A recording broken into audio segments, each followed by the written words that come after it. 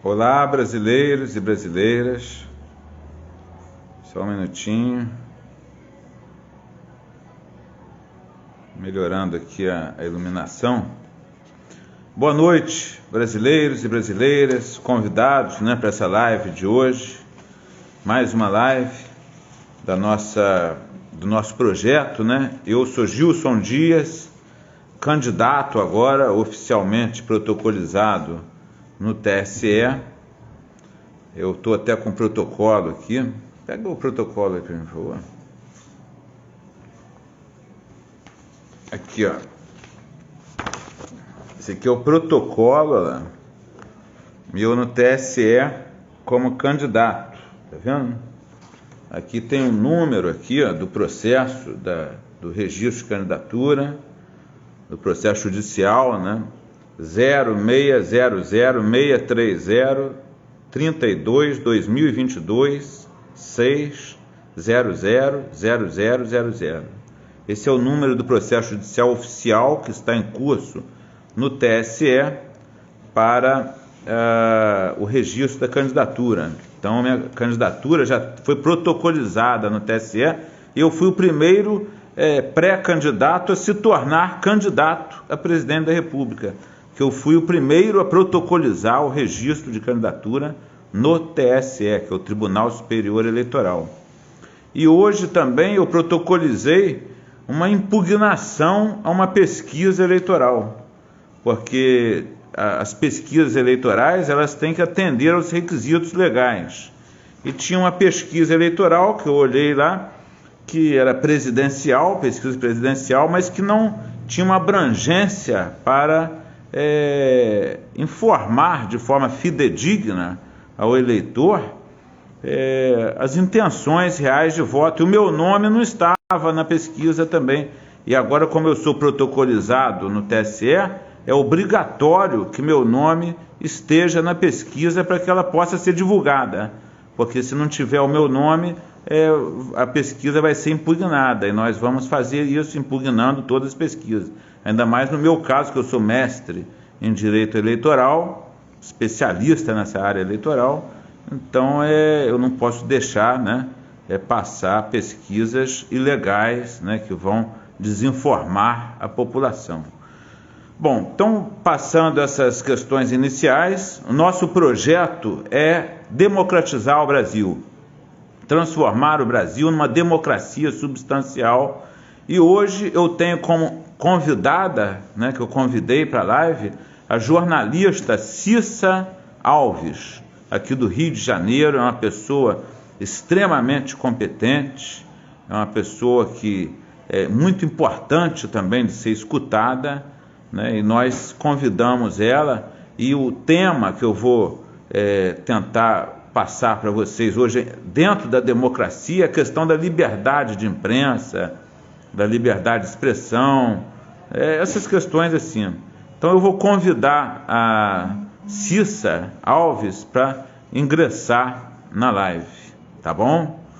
Uma boa noite a todos e muito obrigado também por todos que estão sempre acompanhando a live. Eu estou vendo aqui já um monte de gente entrando, Eu vou inserir a Cissa.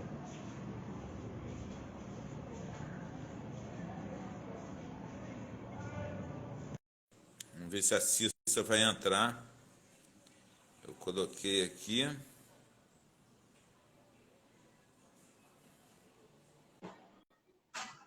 Olá. Olá, doutor Gilson. Cissa Alves, tudo bem com você? Boa noite a todos. Então, primeiramente, Tudo bem? Boa noite a Boa todos. noite. Primeiramente, eu queria agradecer muito, de você ter aceitado o convite para participar dessa live, Agora, no caso, eu já como candidato à presidência da República, para a gente conversar.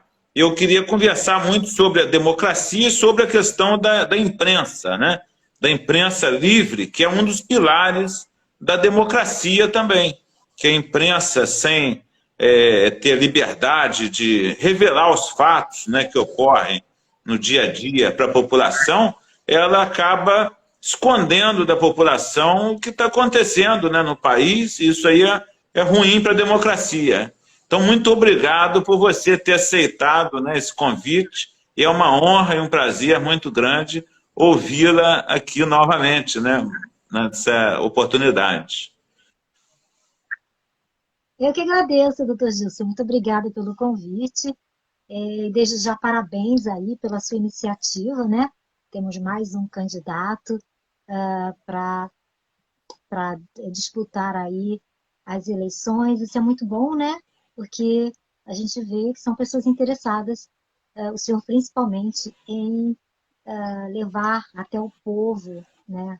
O que ele precisa, do que ele precisa, né? Vai fazer o que o povo precisa. O povo precisa de atenção, né? E eu espero imensamente que essas eleições sejam, assim, favoráveis, né, a todos nós, enfim. E desde já, parabéns pela sua primeira candidatura. Muito obrigado, né? Eu que agradeço a sua presença. E realmente as eleições é aquilo que a gente vem falando da democracia, né? A democracia é o direito de votar e o direito de ser votado.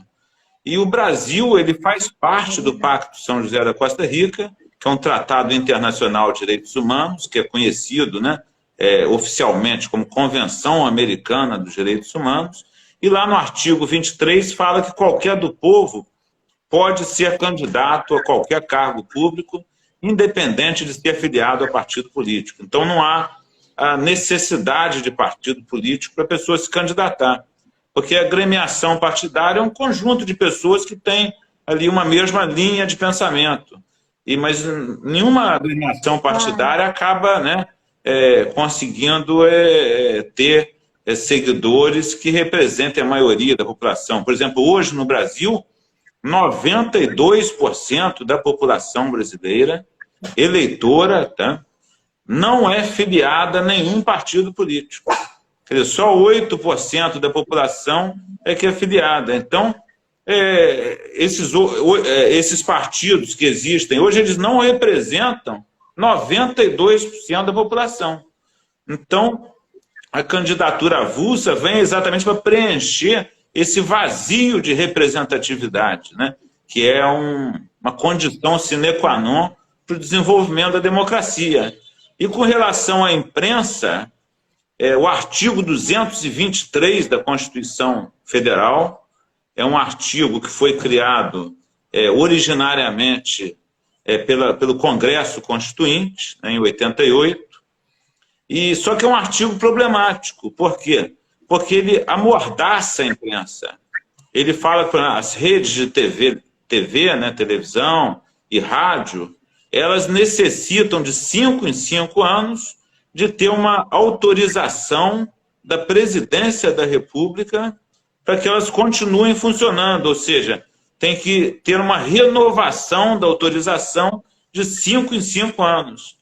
Isso aí a gente já viu na prática, né, governos ameaçando televisões.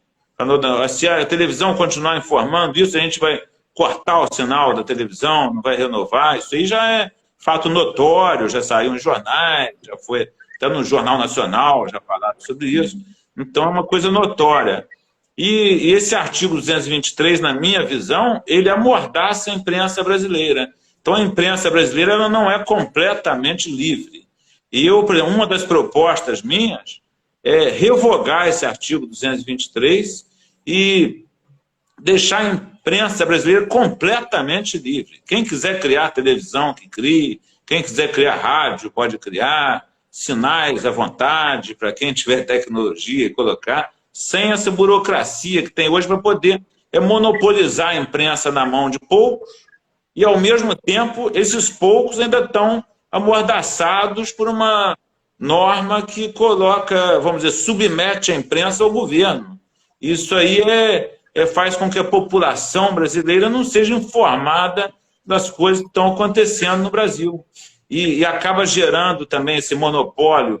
Outras questões, por exemplo, a imprensa, às vezes, para colocar alguma coisa, pede dinheiro, né, para os outros. Aí o pessoal vai dar dinheiro, aquele famoso jabá, né, que eles falam. E aí a pessoa noticia uma coisa, se não tem dinheiro, não noticia.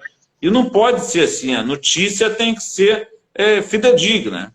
A imprensa ela tem que ganhar dinheiro? Tem, mas ela tem que ganhar com anúncio. Anúncio publicitário, marketing, que é vamos dizer, a fonte de renda de todo jornal, toda rede de TV, rádio, são os anunciantes, os patrocinadores. Mas não pode a matéria em si, jornalística, que vai ser passada, ela não pode ter interferência econômica por trás, porque senão desvirtua, né, a própria liberdade do jornalista, né, que é uma coisa assim sagrada, né, no jornalismo, e a população também fica sem ter as informações do que acontece de fato no dia a dia. Parece um controle populacional, faz um controle ideológico na cabeça das pessoas e tal. Então, hoje no Brasil é notório isso. Isso aí começou na televisão, rádio é menos. Rádio tem uma liberdade, eu acho, maior hoje. Mas está começando também nas redes sociais. Redes sociais também têm esse controle. Então, por exemplo, a pessoa vai lá, se der 20 milhões lá para uma rede social, aí coloca qualquer coisa lá, viraliza, para todo mundo, vai para 50 milhões de pessoas. O outro ali, coitado, coloca uma coisa ali, 10 pessoas que vai ver, 20. Quer dizer, isso aí acaba ficando tudo em torno do poder econômico, né?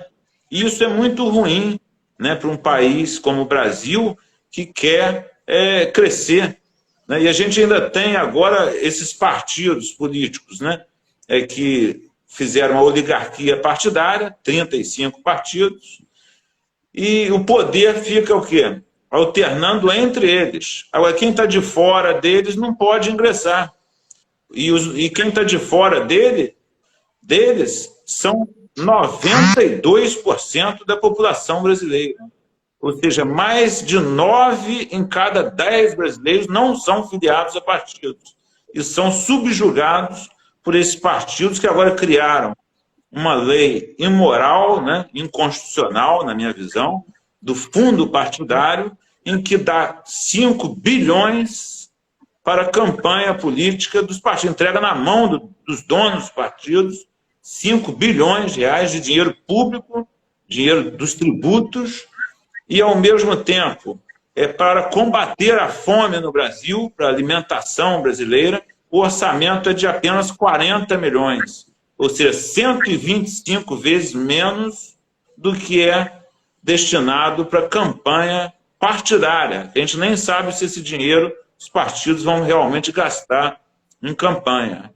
Então, essas coisas todas afligem, né, o povo brasileiro. O Brasil é muito rico, não precisava passar por isso. E eu até saí um pouco do tema, mas eu quero voltar aqui. O nosso objetivo da democracia, além de, né, o povo participar do poder, tudo isso, é garantir a imprensa livre. O que você acha disso, de garantir a imprensa livre sem necessidade de autorização governamental, periódica, tal, para a imprensa funcionar? Olha, doutor Gilson, é maravilhoso, né? Se puder ser assim, enfim. Eu quero dizer assim, a nossa imprensa, você disse até que saiu um pouco do tema, falando um pouco sobre o Brasil é maravilhoso, né? Sob todos os pontos de vista. Nossa, nós estamos num país abençoadíssimo, abençoadíssimo. Claro que nem todo país, né? Cada país tem o seu problema, um probleminha aqui, outro ali. E eu particularmente, eu tiro o chapéu para a imprensa brasileira, sabe? Ela é muito guerreira. Claro, sempre tem um pontinho aqui, outro pontinho ali, que você, né, que fica às vezes a desejar, enfim. Mas a nossa imprensa, eu vejo muita garra nos jornalistas, sabe? Tanta falada quanto escrita, quanto televisada. Eu vejo sempre muita garra, né? Sim, seria maravilhoso se a gente pudesse ter assim uma imprensa que a gente não precisasse ter tanto, né? Ser mais facilitada, digamos assim, né? Seria muito interessante. Mas então assim, e hoje todos nós somos um pouquinho de jornalistas, né? Todos nós. Você acabou de dizer aí, falou um pouquinho sobre as redes sociais que vieram na minha opinião, ajudar muito o povo, né? Você hoje pode ter um canal, você pode trabalhar com aquilo ali. Tanta gente ficou famosa, né? Por conta de fazer um canal, seja aonde escolher, enfim. Então, a imprensa hoje, todos nós somos um pouquinho, né? E sim, eu acho que ficaria muito mais fácil, né? Se não precisássemos de alguns artifícios para poder colocar alguma coisa no ar e tal, para fluir muito mais intensamente, né? A imprensa tem uma importância muito grande na vida de todos nós. Nós vemos aí a todo tempo denúncias que nos favorecem, denúncias que favorecem o povo, sabe? De dinheiro ilícito, dinheiro tirado do povo, né? E através da imprensa a gente fica sabendo desses pormenorezinhos e tal. Então, assim, eu fico muito feliz de ver a imprensa que o Brasil tem, né? Que é tão dedicada, é tão esforçada e faz aquilo que pode, realmente. Eu acho que é muito legal essa ideia, sabe? Eu acho que você está coberta de razão. Hoje, o que eu vejo assim, no Brasil são jornalistas corajosos, né, que enfrentam, mesmo com essa limitação que eu falei, que isso é uma limitação, é quase que né? Se falar isso, a gente vai cortar o sinal. Já teve gente falando isso. Ou cortar o sinal, fazer isso. E os jornalistas, mesmo assim, eles vão lá e falam e tentam, né, reportar, e o pessoal tentando controlar, às vezes a direção que recebe uma ligação lá do governo e tal. Então, essa questão é muito válida, né, no sentido dos jornalistas brasileiros, são sensacionais. Isso aí eu não tenho dúvida disso. Todos os jornalistas que eu conheço até hoje, eu não tenho nada a dizer de nenhum jornalista, sempre foram assim, espetaculares. Mas muitos me falaram isso, doutor Gil, isso aqui eu não posso falar lá porque é proibido. Entendeu? Se eu falar isso lá, o cara vai me demitir da televisão. Entendeu? Eu já escutei isso. Assim, então, todo meu respeito. Tipo assim, e, na verdade, ele fala, isso não é porque o diretor é ruim e vai demitir, porque o diretor está preso nessa mordaça aí constitucional desse artigo 223, que fala que de 5 anos tem que ter uma renovação periódica. Então, fica tendo que fazer aquele jogo. E uma outra coisa também que acontece é que, por exemplo, os financiadores das grandes redes de televisão, o principal financiador é o governo. Então, é a Petrobras, é o BNDES, é a Caixa Econômica, ou seja, fazem anúncios, propagandas e tal, e aquilo também tem esse lado também. Tem o lado do sinal, que eu falei, que pode ser cortado a qualquer momento, e tem o lado de, a gente vai cortar os nossos anúncios com você, entendeu? Aí a televisão vai perder 500 milhões de anúncios. Aí então não pode falar nada disso. Isso aí também é uma forma de não deixar que a imprensa seja livre. E a proposta nossa é essa, é revogar o 223 e, ao mesmo tempo, não ter esse tipo de coação sobre a imprensa. Entendeu? Se vai fazer anúncio lá, a Caixa Econômica, faz o anúncio, faz uma licitação lá, a imprensa que tiver o menor custo e tal, para fazer aquelas propagandas, que tiver maior abrangência, vai lá e faz, e vai ser pago normalmente, de acordo com a lei, tal, mas sem... pode falar mal até de mim, que eu não estou nem aí, né? Porque eu sou a favor disso, da imprensa livre e da crítica, porque às vezes a pessoa critica uma coisa e a gente melhora, né? Às vezes a gente pensa que está certo em alguma coisa e alguém fala, isso aí não é assim não. E aí você vai refletir e você vê que realmente não é assim, que aquela pessoa está com a razão e não eu, entendeu? Então a pessoa tem que ter essa reflexão, né? Esse diálogo, né? Constante com a imprensa, com o público, com o povo, para poder crescer, né? E fazer uma coisa coletiva. E a nossa proposta é de criar um governo do povo, né? Ouvindo o povo, e o povo participando também do governo. Isso que é inédito. A gente quer criar o gabinete do povo lá do lado do Planalto. Eu acho, né? assim, E o gabinete... todo o meu respeito, né? Todo o meu respeito também aos governantes, que, né, a gente tem que respeitar, né?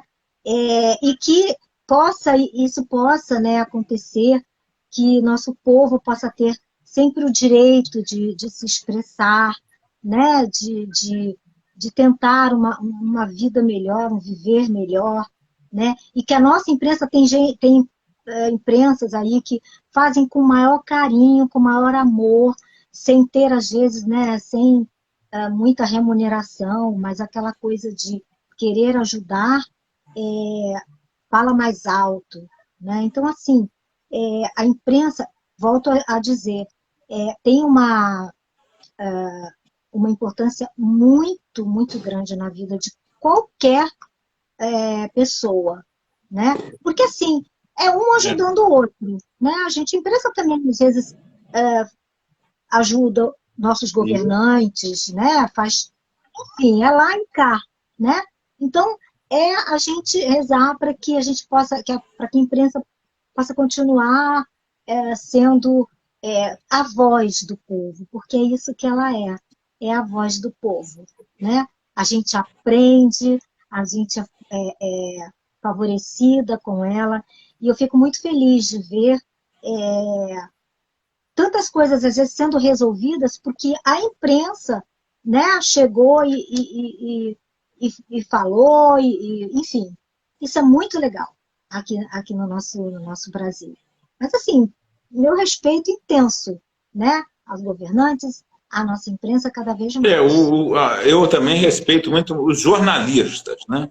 A imprensa em si mesmo, eu tenho umas críticas, né, com a imprensa, não com jornalistas. Os jornalistas, eu nunca vi um jornalista que não seja assim fantástico, entendeu? Um profissional queira. Só que o jornalista, ele, às vezes, é limitado, não por ele, mas pela própria, né, rede de TV que ele trabalha, ou na rádio e tal. O problema é as interferências externas que tem na imprensa, entendeu? Então, a interferência externa, ela deturpa a informação. A imprensa ela tem que ser livre, isso aí está na Constituição, a imprensa é livre. Ela é livre para falar o que ela quiser. Mas aí o que acontece? A interferência externa fala, ó, não fala desse candidato aqui não, fala desse outro aqui. Eu estou sofrendo isso na pele. Eu fui o primeiro candidato a presidente da República a protocolizar meu pedido no TSE. Eu estou até com ele aqui na mão, pedido no TSE protocolizado. Então eu sou candidato hoje, eu não sou mais pré-candidato. Está protocolizado, caiu a relatora, o doutor Alexandre de Moraes, o relator do processo. Então, ninguém falou nada sobre isso. A primeira candidatura do Brasil oficializada não teve nenhuma nota em nenhum jornal, em nenhuma rede de TV de um fato histórico como esse. Isso é um fato histórico. Agora, por que não teve? Aí depois ainda saiu na segunda-feira, no dia 1º/8, a minha inscrição foi no dia 29 de julho. No dia 1º/8, saiu uma notícia no TSE que os 2 primeiros candidatos a protocolizar o registro foram um candidato aí e uma candidata que protocolizaram no dia 1º. Quer dizer, 3 dias depois de mim. E saiu como se eles fossem os primeiros. Isso aí deu na imprensa, deu na Rede Globo, deu na Band, deu em tudo quanto é lugar. E a minha protocolização, que verdadeiramente foi a primeira, não foi noticiada, simplesmente foi desprezada pela imprensa. Por quê? Porque eu não faço parte dessa oligarquia partidária, né, que tem aí 5 bilhões, né, para investir, eu não tenho dinheiro, eu sou classe média, né? Então, fiquei o quê? Fiquei preterido ali dessa informação, e a população, principalmente, ficou preterida dessa informação. A população não sabe que eu sou candidato, entendeu? Assim, a população geral, uma Rede Globo, Jornal Nacional, tem milhões de espectadores. Eu noticiei isso, sim, para minhas redes, mas aí atingiu o quê? 1 milhão de pessoas. Já a Rede Globo, só uma nota lá já atingiu 50 milhões. Então, quer dizer, isso aí viola a isonomia eleitoral, viola a democracia, que é o direito do povo saber o que está acontecendo realmente. Então, essa interferência externa na imprensa, para ficar censurando o que pode ser noticiado, o que não pode, isso aí eu acho errado. Eu acho que isso aí é uma característica de países ditatoriais. Por exemplo, um país ditatorial, lá aquele país lá, por exemplo, a Rússia. Rússia é um país ditatorial. Lá nada lá é publicado sem ter uma censura prévia. Entendeu? Aqui no Brasil, na ditadura militar, era assim também.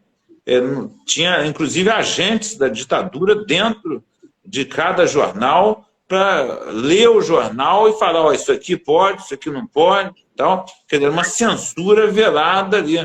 Quer dizer, hoje não tem esses agentes mais lá dentro, mas tem uma censura também, entendeu? Uma interferência externa que prejudica a informação à população brasileira. Então, a população brasileira ela fica desinformada em razão dessa falta de liberdade da imprensa, não dos jornalistas. Os jornalistas eu entendo. Os jornalistas trabalham lá, levam a matéria, todo animado, conseguiu aqui, ó, descobrir aqui, ó, o primeiro candidato aqui, leva lá. Cara, não, esse aí não pode falar nada, não. Esse aí não pode falar nada, não. Quer dizer, isso aí não é uma coisa correta, entendeu? Então, a nossa proposta com relação à imprensa é tornar a imprensa livre, não vai ter interferência, por exemplo, do meu governo, se eu ganhar as eleições, na imprensa. A imprensa pode me xingar, pode falar mal de mim e tal, não vou interferir em nada, entendeu? Eu acho que a imprensa é livre para ela falar os fatos que ela quiser e tal, mas tentando retratar, né, para a população a informação, levar a informação à população. Isso que eu acho que é o papel principal da imprensa numa democracia, né? O que você acha disso? Com certeza, sem dúvida nenhuma.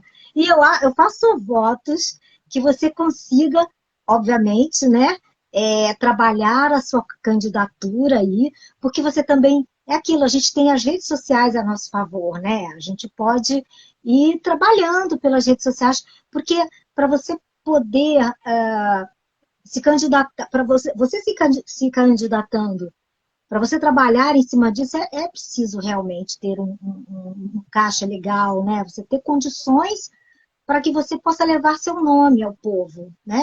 Para que o povo possa te conhecer. Então, tem aí, né? De repente, as redes sociais, né? Eu vejo muita gente, já tive amigos candidatos, né? Outrora, a vereadores, a deputados, que não tinham muita condição, mas foram de boca em boca, né? A gente sempre fala, né? O melhor comercial é a boca em boca, né? A gente tem isso você vai ter isso a seu favor, né? Mas claro, uma imprensa, né? Sem nenhum obstáculo seria maravilhoso, com certeza. Mas você vai chegar lá, se Deus quiser. Eu estou vendo que você está com muita garra. Você está com muita garra. Você é novidade, né? Você é a primeira, tanto que o seu Insta é a primeira candidatura. História do Brasil, né? E aí eu peguei, por exemplo, legal, e hoje eu fiz uma coisa que vai ter uma interferência direta, inclusive na imprensa. Porque, por exemplo, eu impugnei uma pesquisa. Tinha uma pesquisa completamente fora da legalidade.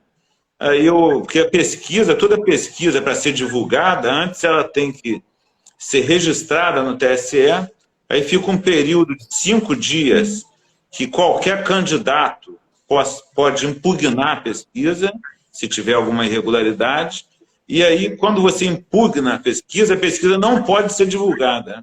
E eu impugnei uma pesquisa hoje, porque era uma pesquisa presidencial que abrangia, não chegava a 10 municípios de um determinado local. Quer dizer, aquela pesquisa não tem uma abrangência nacional para falar como que está a situação hoje de intenções de voto para a presidência da República. É a mesma coisa eu fazia aqui, eu sou de Niterói, faz uma pesquisa em Niterói, Maricá, ali com 1000 pessoas ali, isso aí não é retrato do Brasil. Aí, ó, essa pesquisa aqui vai ser, isso aqui é o que retrata hoje a intenção de votos para a presidência da República. Quer dizer, a pesquisa era mais ou menos nessa linha, assim, até pior do que Niterói e Maricá. Eram cidadezinhas menores ainda. Aí o que eu fiz? Impugnei a pesquisa. Eu sou mestre em direito eleitoral, não preciso pagar ninguém, eu sei atuar como advogado eleitoralista com uma experiência já de mais de 10 anos nessa área, eu sou professor da Escola da Magistratura de Direito Eleitoral. Então eu tenho conhecimento, em meia hora eu fiz a impugnação ali, protocolizei, caiu com a ministra Carmen Lúcia, que é a relatora, e ela vai decidir lá, mas a pesquisa já não vai poder ser divulgada. Então, quer dizer, tentando também, né, ajudar E teve outra pesquisa que eu vi lá, eu não impugnei, eu achei que a pesquisa estava certa. Uma pesquisa com abrangência maior, tal. Então, quer dizer, essas questões também têm interferência, né? A pesquisa eleitoral hoje está sendo usada, essa, por exemplo, que eu impugnei, ia ser usada como uma propaganda. Eu não sei nem para quem fez a pesquisa, eu não conheço lá quem fez, para quem tal. Eu vi que estava tudo irregular a pesquisa e impugnei. Mas certamente essa pesquisa era para fazer uma propaganda disfarçada de pesquisa. Então, porque pesquisa tem que ser uma coisa séria, né? Não pode querer fazer uma pesquisa para induzir a população para determinados candidatos. Por exemplo, quando você vai fazer uma pesquisa eleitoral, né? Vou dar um exemplo só, tem que ter lá, eu era para estar na pesquisa, não estava, né? Porque eu já sou candidato oficial, então tinha que estar meu nome lá, não estava, isso aí já impugna na pesquisa. E não é só isso, por exemplo, a lista de candidatos tem que ser uma lista em ordem alfabética. Não pode ser primeiro, primeiro é o João, número 1, que eu quero eleger, o segundo é o José, que ninguém conhece, o terceiro é o Joaquim, que eu não quero eleger. Quer dizer, não pode ser assim, direcionada, né? Tem que ser uma coisa aleatória e em ordem alfabética. E a pesquisa, não, essa era totalmente tendenciosa. Entendeu? Ela colocava primeiro lá o candidato lá que eles acham que está entre os primeiros, segundo o candidato que acha que está entre os primeiros, aí depois vinham os nomes lá que ninguém conhece, tinha gente que nem é candidato, nem é pré-candidato no meio da pesquisa, quer dizer, uma coisa tendenciosa. Então, a gente está atento a isso, né? E agindo para tentar informar o povo brasileiro da verdade. E essas proibições de divulgação da pesquisa vai interferir diretamente na imprensa. Porque se é proibido divulgar, a imprensa não pode divulgar. Então, quer dizer, é uma forma também jurídica, né, de tentar defender o princípio da isonomia, o princípio da democracia, né, no Brasil. A informação mesmo, né, substancial, né, da população. Né? Mas é isso, Cícero. Eu faço votos que você consiga traçar aí uma divulgação da sua candidatura muito, muito legal, muito extensa. Né? Se a gente parar para pensar, mesmo não tendo muita condição, sempre tem uma coisinha aqui, outra coisinha ali que a gente pode fazer, né?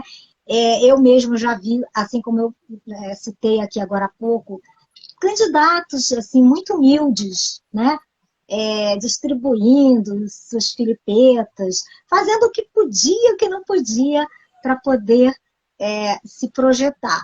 E se Deus quiser, você vai conseguir também, né? Fazer essa projeção para que o futuro, né, bem bacana venha aí para você. Essa seja a primeira de muitas, né, que você consiga o seu objetivo. Mais ou menos, mais ou menos. Eu vou falar a verdade para você. Eu não gosto, né? Eu nunca pensei na vida em ser candidato a nada, assim, politicamente, né? Então, eu sou advogado público, advogado de carreira.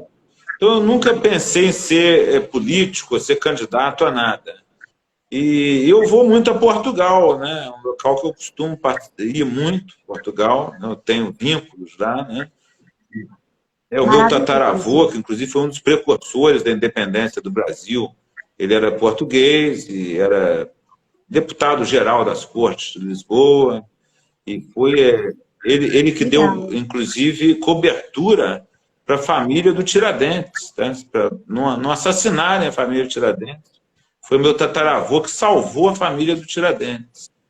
E hoje tem descendentes do Tiradentes graças à cobertura que o meu avô deu ao Tiradentes na época, a família dele, né, colheu. Porque meu avô, na época, era liberal, era a favor dos lemas da Revolução Francesa, era um dos mais cultos deputados do Império Brasileiro.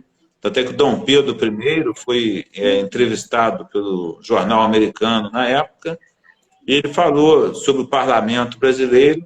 A única pessoa que eu respeito do parlamento brasileiro é o José Custódio Dias, que é um parlamentar que nunca me pediu nada, e era o meu tataravô, entendeu? Então, era uma pessoa que é reconhecida, está na história, né? Está nos anais aí da história, do Congresso Nacional, que ele foi deputado na primeira, segunda legislatura, ele que redigiu a primeira Constituição do Brasil. Aquela noite das garrafadas, o documento que teve, da abdicação, foi redigida na casa dele, ele que redigiu, no movimento que teve que o Dom Pedro abdicou o trono, né? Porque meu avô era favorável à independência do Brasil mesmo, né? Então, essas questões são importantes, né, da gente falar, né? E agora a gente está completando 200 anos de independência do Brasil, né? E nós queremos o quê? Que o país seja mais democrático, mas democrático, quando eu falo em democracia substancial, é o povo participar do poder. Porque eu fiz entrevistas agora, né, em lives, né, com uma moradora de rua, ex-moradora, que ela construiu a casa, ela sozinha, sem ser pedreira, sem nada. Ela falou que estava com tanta raiva, com sentimento de injustiça, que ela falou, vou construir a casa. E foi lá e construiu a casa dela, sozinha, uma senhora guerreira, né, ex-moradora de rua. Entrevistei o Léo Moura, Léo Mota, que era ex-morador de rua e virou um escritor que escreveu um livro que passou a ser um best-seller. Quer dizer, entrevistei uma senhora que tem um pequeno sítio no sertão nordestino, ela vive de agricultura familiar, ela falou que não tem incentivo nenhum lá, e entrevistei também para saber como é que ela estava lá. Um garoto também do Nordeste que estava assim, desencantado com a vida, que ele queria criar uma loja, um negócio de conserto de aparelho, um empreendedor, né? E não tem ajuda do governo, não tem ajuda de nada. Aí, isso aí tudo foram dando ideias, né? A gente foi agregando ideias para a questão da moradia, questão de fomentar esses investidores, com linhas do BNDES para quem quiser investir, para a agricultura familiar, colocar técnicos. Tem um outro lá que eu entrevistei também, do Nordeste também, que ele foi que treina centenas de crianças num campão. Aí eu falei, campão? Ele é um campão de terra, entendeu? Que eles fizeram, tipo um campo de futebol no meio de um campão de terra, e ali vai crianças, vai adolescentes, e ele treina essas pessoas, ele falou que sem ajuda de ninguém. Quer dizer, eu falei, tem que ter o centro. Nosso povo é aí guerreiro, né? Nosso povo é muito guerreiro demais. É o que eu falei para ele, você é um cara genial, né, de conseguir fazer isso tudo sem ajuda nenhuma. E eu acho que o governo brasileiro tem a obrigação de garantir que essas pessoas tenham acesso a a centros poliesportivos, a centros de saúde, educação, não só na grande cidade, mas no interior também do Brasil, até para que essas pessoas fiquem por lá também, que elas gostam do local. Teve uma senhora agora que eu falei, essa da agricultura familiar, ela falou que todo mundo lá está saindo lá e indo para a grande cidade porque não tem oportunidade nenhuma lá. Então eu falei, se tivesse coisas boas aí, assim, uma estrutura, né, maior do Estado, saúde, educação, lazer, esporte, técnicos também para ajudar na agricultura familiar, incentivar. Quer dizer, isso aí tudo o interior ia ficar estruturado. Aí o interior ia atrair pessoas. E ia fazer o contrário do êxodo rural. Ia ter um êxodo urbano, né, para o interior, que seria uma maravilha para o Brasil. Porque aí o Brasil ia começar realmente a se desenvolver. Porque não tem como desenvolver sem a gente escutar as pessoas, os povos indígenas, quilombolas, as pessoas de todas as regiões, né, os ribeirinhos. Então, quer dizer, a gente não sabe, eu não sei, para se perguntar como é que é a situação do ribeirinho que mora lá no Acre. Eu não sei. Né? Agora, sou de lá, sabe? Essas entrevistas que você... essas entrevistas que você está fazendo, essas lives, são muito legais para a gente conhecer mais ainda o nosso povo brasileiro, para a gente conhecer quais são as necessidades do povo, né? Isso é muito legal, isso é muito relevante. Tá aí né, uma atitude sua que vai te projetar também. Você está ouvindo o povo, né? E o nosso povo é muito guerreiro, ele é muito amistoso, ele é muito humano, né? Isso é muito legal. O objetivo meu é isso que eu te falei. Eu me projetar, entendeu? Porque eu nunca quis ser presidente, nunca quis ser nada disso. Na minha visão, se eu ganhar as eleições, serão 4 anos de sacrifício, assim, fora do comum, entendeu?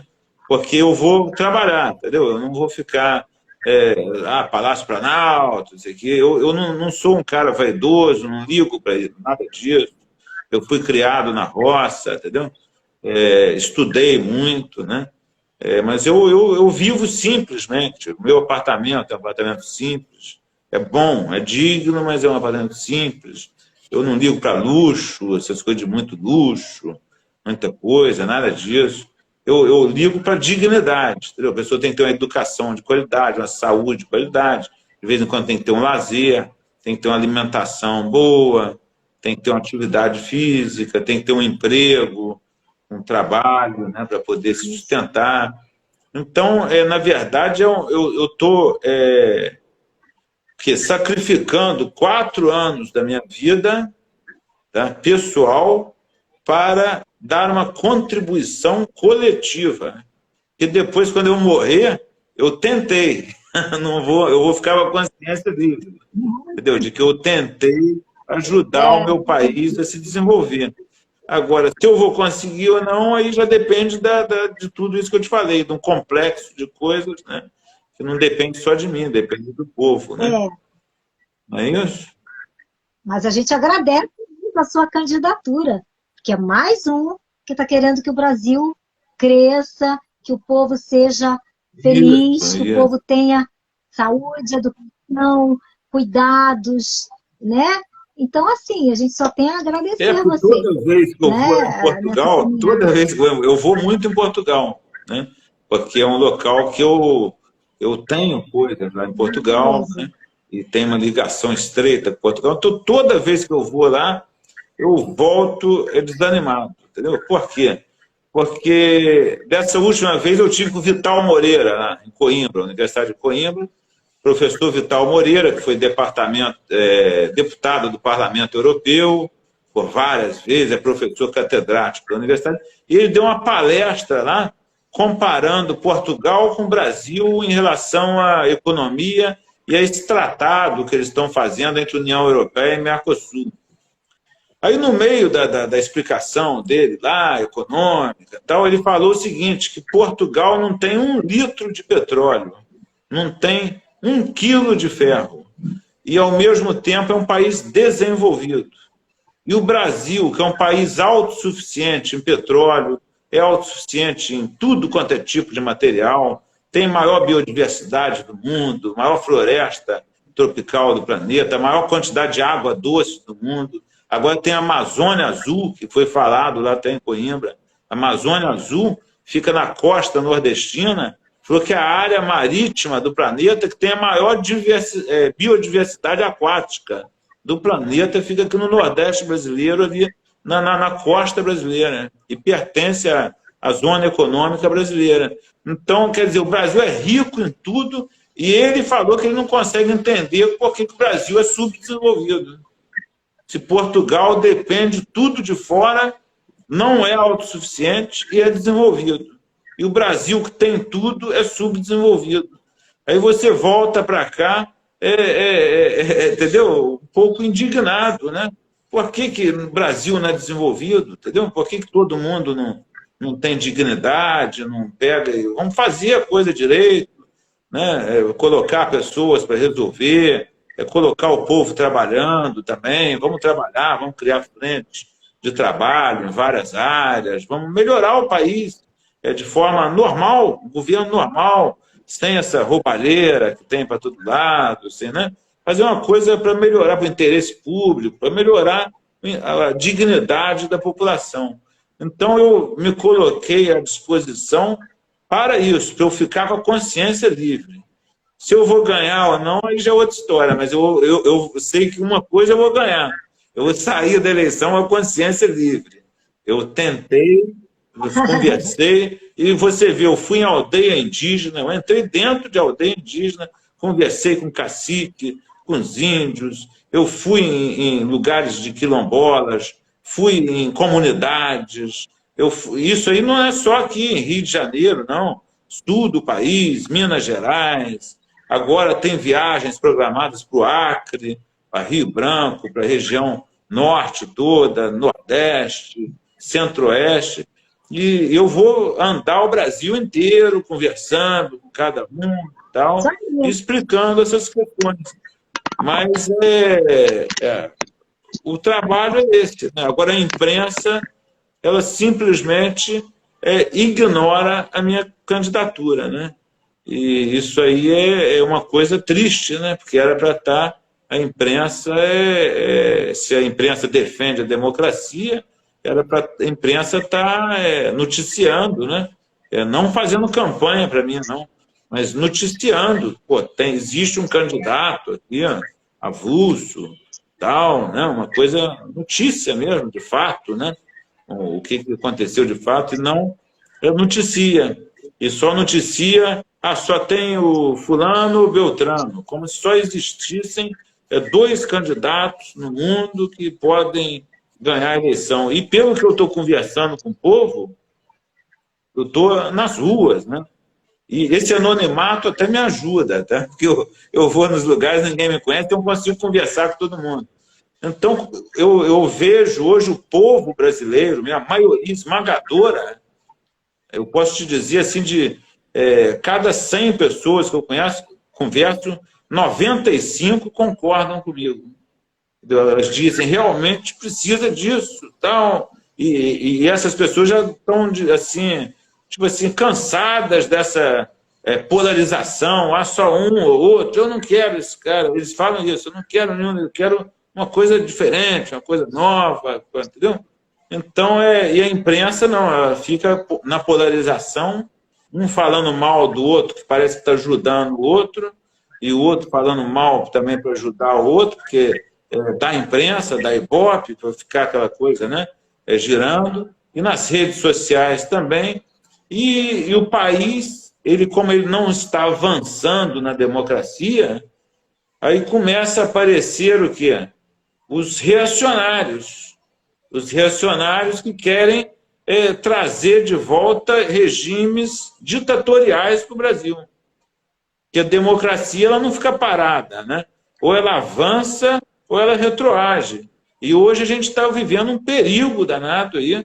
Tá tendo teve essa carta agora de São Paulo que fizeram lá. Ou seja, o Brasil está vivendo um momento muito delicado e perigoso até de ter um retrocesso, um golpe militar, uma coisa dessa. Isso aí tá perigoso acontecer isso. Então, tudo por causa do artigo 142 da Constituição, que eu também falei que eu vou revogar esse artigo, que é um artigo que dá brecha para golpe militar se for mal interpretado. Então, eu vou revogar isso para deixar bem claro que Forças Armadas têm seu papel de defender o Brasil em caso de guerra e vigilância das fronteiras e treinamentos militares. Não é para Forças Armadas resolver conflito entre poderes. Não existe isso em país nenhum democrático do mundo. Sempre quem dá a palavra final em questão de direito nos países democráticos é o Poder Judiciário. Entendeu? A decisão pode ser boa ou não, mas o Poder Judiciário é o órgão que dá a palavra final em questão de direito. E os outros dois poderes não podem querer serem julgadores, entendeu? Não dá. O Executivo é para administrar, Legislativo para legislar e Judiciário para julgar. Então, a palavra final é julgamento. Judiciário. O Vital Moreira, numa outra ocasião que eu estava lá em Coimbra, teve uma palestra do Teori Zavascki. Não sei nem se eu já tinha falado isso com você. Teori Zavascki é aquele ex-ministro que faleceu ali perto de Angra, o avião caiu e tal. E o Teori Zavascki fez uma palestra muito boa, assim, falando que o judiciário brasileiro era um exemplo para o mundo, que tinha mandado construir dezenas de escolas, centenas de hospitais, questão de saúde, internação, tal. E aí todo mundo aplaudiu, tal, pô, maravilha, né? Aí, em seguida, entrou o Vital Moreira. Esse professor Vital Moreira é um cara, assim, é o que eu estou falando, é uma das pessoas mais qualificadas que eu conheço, não só no direito, mas numa visão econômica, visão de Estado, né? E ele é professor catedrático lá da Universidade de Coimbra. Aí ele entrou em seguida para falar sobre o mesmo tema. Aí ele começou, né, agradecendo tal, as palavras do ministro Teori Zavascki e falou que discordava 100% do que o ministro tinha falado. Aí ficou todo mundo assim, ó, foi tão boa, né? Foi para o judiciário, fez escola, fez... Aí ele virou e falou assim, ó, aqui em Portugal nós seguimos a teoria de Montesquieu. Teoria de Montesquieu é a teoria dos três poderes. O executivo, poder executivo é para administrar, o legislativo é para legislar e o judiciário é para julgar. Nunca na história de Portugal, nenhum juiz, ninguém do poder judiciário jamais determinou a construção de uma única escola sequer. E nem por isso qualquer de nossas crianças portuguesas tenha ficado sem escola. Então, olha o que ele falou. Ele falou, isso aí, na verdade, demonstra que o executivo não está funcionando bem. O judiciário tem que administrar, mandar construir escola, é porque aquela escola tinha que ter sido construída pelo executivo, não foi. Aí, quer dizer, o judiciário, que não tem nem essa função, teve que mandar construir escola. Então, quer dizer, isso aí mostra que não está bom, entendeu? Isso aí não é uma coisa que é para o orgulho do judiciário. Pelo contrário, mostra a fragilidade da administração pública brasileira como um todo. Né? Porque o certo era o judiciário estar julgando, o executivo está administrando e o legislativo legislando. Quer dizer, quem tinha que estar construindo escolas, tal, era o executivo. Não era só com ordem judicial, era o executivo. Já vendo, precisa de quantas escolas aí, tem tantas crianças, tal, e fazia uma escola pública decente, uma coisa, né? Como a gente vê lá em Portugal, que é um país que não tem a riqueza que o Brasil tem, mas é muito mais desenvolvido. Você vai numa escola lá, a formação geral, a pessoa não existe lá. Quando sai do segundo grau, que agora é ensino médio, lá chama de secundário, a pessoa já sai com uma formação profissional. Ela é profissional em alguma coisa. Aí, se ela quiser seguir faculdade, ela segue para aprofundar mais naquela matéria que ela gosta, tal, na profissão, mas ela já sai com uma formação técnica assim, do ensino secundário. Aqui no Brasil tem formação geral. Aí o cara sai do segundo grau, né, do ensino médio hoje. Você sabe o que é? Eu sei ali um pouco de química, um pouco de mecânica, de física, um pouco de matemática. Tudo bem, mas você sabe alguma coisa de edificação? Não aprendi nada disso. Você sabe alguma coisa de empreendedorismo? Não, também não sei. Você sabe alguma coisa de esporte? Não. Lá a pessoa opta, eu quero ser atleta. Quando ele está lá no início do ensino médio, ele já é direcionado para ser atleta. Na própria escola já dá todo um apoio para aquela pessoa virar um atleta profissional, seja jogador de futebol, seja corredor, seja natação, seja qualquer tipo de esporte. Ele vai escolher lá e vai ter um investimento para ele sair de lá um atleta quando acabar o colégio. Então, essas coisas todas que eu acho também que a imprensa brasileira deveria noticiar aqui no Brasil, porque o brasileiro ele não sabe que existem países desenvolvidos. Eles acham que o mundo é o Brasil, e não é o mundo, não é o Brasil. O Brasil ele é 3% do território mundial. Então, quer dizer, o mundo é muito mais do que o Brasil. Então, as pessoas não conhecem lá fora, né, a realidade de lá. Você chega lá, por exemplo, vai atravessar uma rua, tem uma passadeira na rua, não tem sinal, não tem nada. O pessoal já entra na passadeira, ele nem olha se vem carro. A pessoa o carro já vem dirigindo, já é cultural, já vê a pessoa entrando, já freia o carro e para. O pedestre passa, e sem sinal, sem nada. Por quê? Porque prioriza o pedestre, não vai priorizar o carro. Aqui não, aqui o cara entra na passarela dessa, o carro vai lá e atropela a pessoa. Quer dizer, essas questões, entendeu? Que tem que ser mostradas, né? Divulgadas, né? E que o Brasil, eu acho que deixa a desejar isso, pelo contrário. Tenta falar que o Brasil, como se o mundo todo, o que tem aqui tem tudo quanto é lugar do mundo. A roubalheira tem todo lugar do mundo. Assalto tem tudo. Não é, não. Por exemplo, estava lá em Portugal agora, minha esposa esqueceu o celular no lugar, numa cidade, a gente viajou 200 quilômetros, e aí depois ela percebeu que estava sem o celular. A gente voltou lá, no outro dia, a pessoa que estava responsável pelo local chegou aqui, ó, teu celular aqui, ó, pegou na mão dela. Entendeu? Quer dizer, isso aí é diferente. Aqui, se você deixar o celular meia hora ali no banco público, ali, o celular já era, já pegaram, já venderam para um, para outro. Quer dizer, entendeu? Essas questões têm que ser enfrentadas aqui no Brasil, né? E a imprensa tem um papel fundamental, que eu acho, nisso, né? De tentar ser livre. Né?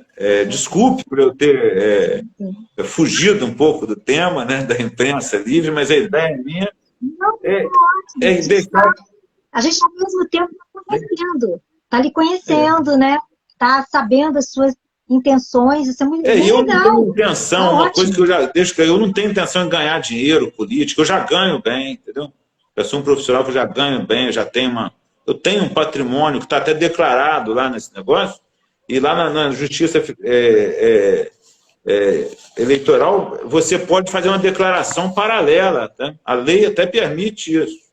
Que a pessoa pode declarar os bens que ela quiser lá. Não precisa ser o da Receita Federal, não. Eu fiz questão de colocar a minha declaração da Receita Federal lá. Que todos os bens...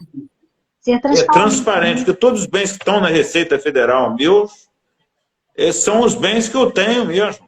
Eu não tenho bem fora da Receita Federal, tipo que não está declarado, né? Então, essas questões têm que ser transparentes, né? E é isso, entendeu? Eu acho que é uma proposta nova, né? Diferente, né? E assusta um pouco as pessoas, né? Das oligarquias. Mas é isso, eu acho que está encerrando aqui, eu vou ter que encerrar a live, porque apareceu um negócio aqui que só falta 20 segundos. Dá suas palavras final. Pronto, muito obrigada. Obrigado. Foi um prazer falar com Igualmente, você. tudo de bom, tá? Eu vou ter que sair aqui. Um abraço. Sucesso. Obrigado. Tchau.